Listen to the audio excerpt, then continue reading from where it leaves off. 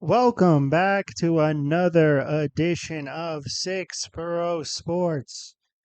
Before we start, I just wanted to thank everybody who watched and subscribed to the last video. The viewership was way up from last time. I really appreciate it. And I'm going to ask again to please like, comment, and subscribe. Today, we talk Yanks.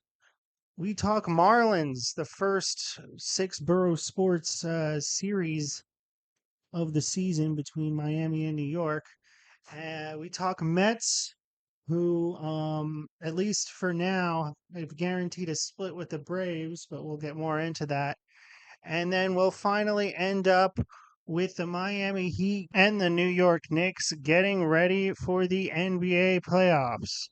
But first, we got to start with the New York Yankees taking 2 out of 3 from the Marlins, looking really good. Now, the Marlins aren't exactly the best roster to go up against the Yankees. They have way too many hitters, and the Marlins pitching is like completely just been destroyed by injury. But Juan Soto is looking like one of the best signings of the offseason. He's batting 360, looking great, having an impact on games. Another big Yankee to look out for is Volpe. He's been fantastic, batting 372, leading the team in batting average. The only guy who's not performing right now is Judge, and he's batting like 178. Even Stanton's batting like 250, which is good for him. And he's got 4 home runs. But I think the Yankees are going to be fine if they keep doing what they're doing. I think Judge has got to pick up his numbers. The question with Judge, I'm not so much worried about his numbers right now. I'm more worried about potential injuries down the road. I know he has a nagging like toe problem, and they're going to need him to not to. I mean, obviously get his numbers up, but if he is dealing with injuries throughout the season, that could be a bigger problem down the road. And they need to get Garrett Cole back and healthy if they want to make a serious playoff run. Now, on the other side, we have the Marlins, who, yes, they lost the first 2 games and they gave up a ton of runs, but they did manage to win the second game, the final game of the series, and got out of a dicey situation with Judge up with the bases loaded, only up by 3. But that's not the big news, I think, with the Marlins. I think for the Marlins, recently came out that Skip Schumacher will not be returning. The team decided not to extend him his team option next year. I don't really get it, but it, I mean, it just doesn't make any sense. He won Manager of the Year last year. They made the playoffs when they weren't supposed to. This, I think, again, like with Kim Ng's departure, is just a internal power struggle that is hurting the team on the field. And they're looking for a scapegoat, and they want to build the team in whatever way they see fit.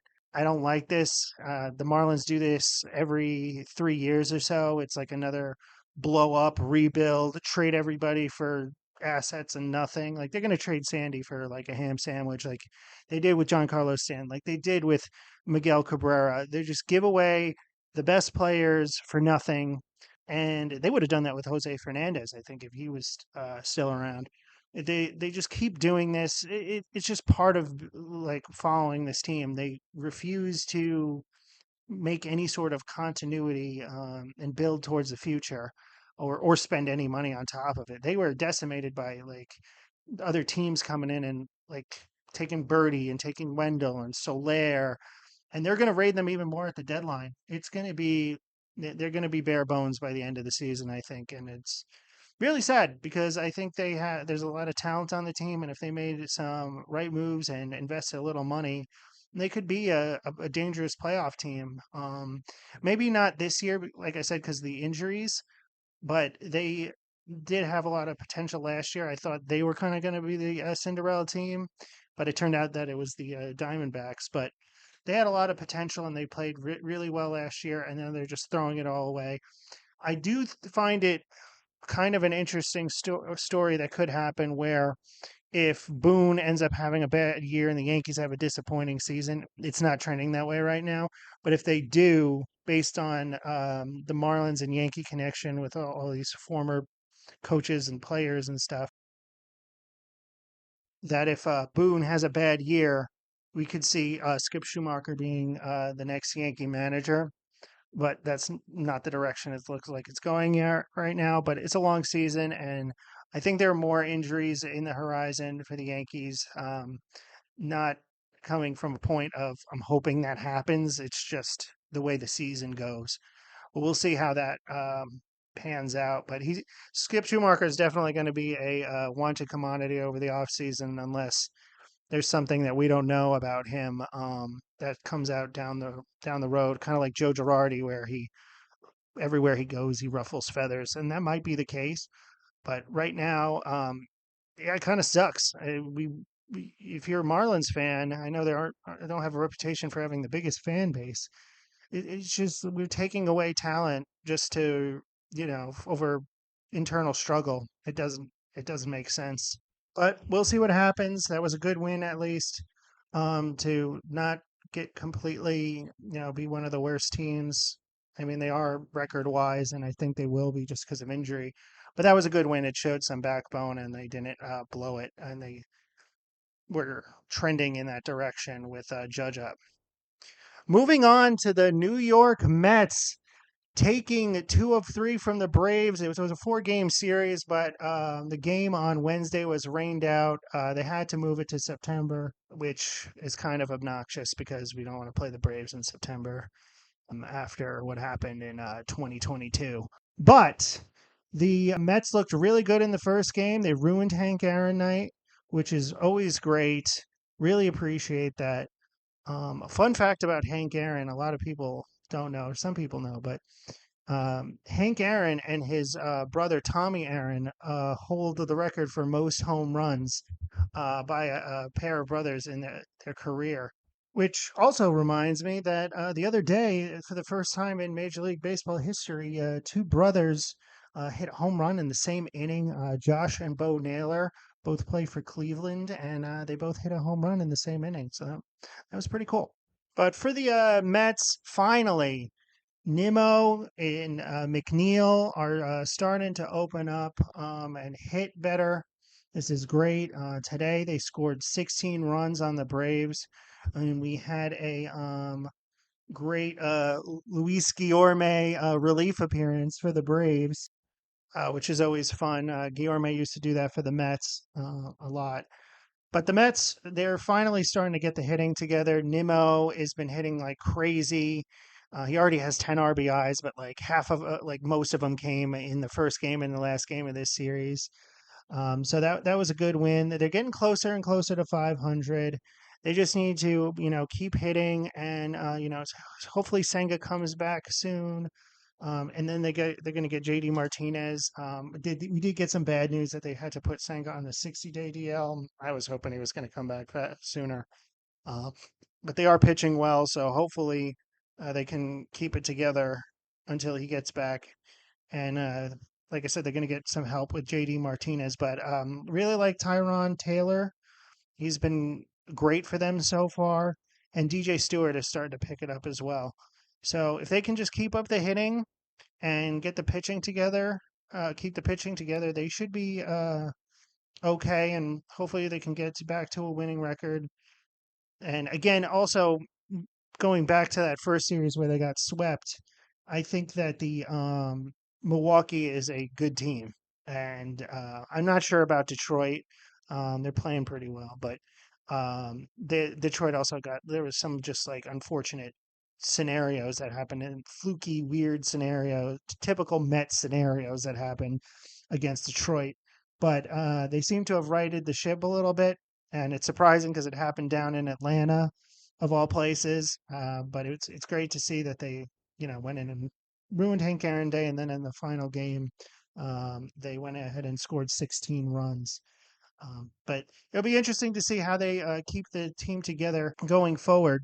as they deal with all these injuries, but that's just part of baseball. Everybody's dealing with injuries right now. Coming up next, the Mets will play the Royals, so hopefully they can get some wins and get back to 500, which would be pretty cool to see. And a little bit of a kind of obscure Mets history.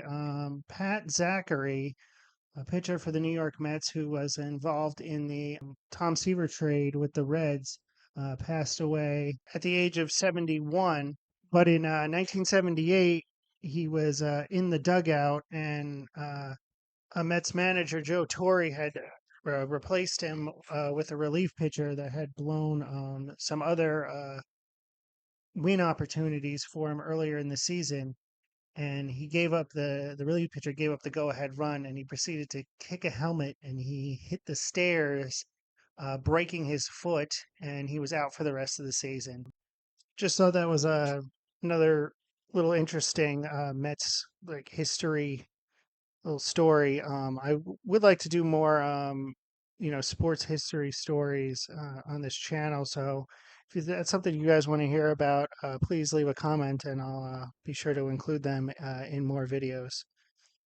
And finishing up, we got to talk about the Knicks and the Heat getting ready for the playoffs.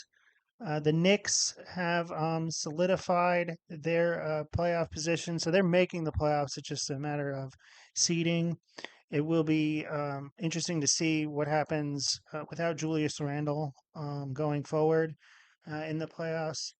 But there is reason to remain somewhat optimistic with Giannis being out for the regular season. That might leave an opening for the Knicks to maybe take on the Celtics, but it's going to be rough taking on the Celtics regardless. And then the Magic in Cleveland are right behind them, trying to fight for a higher seed.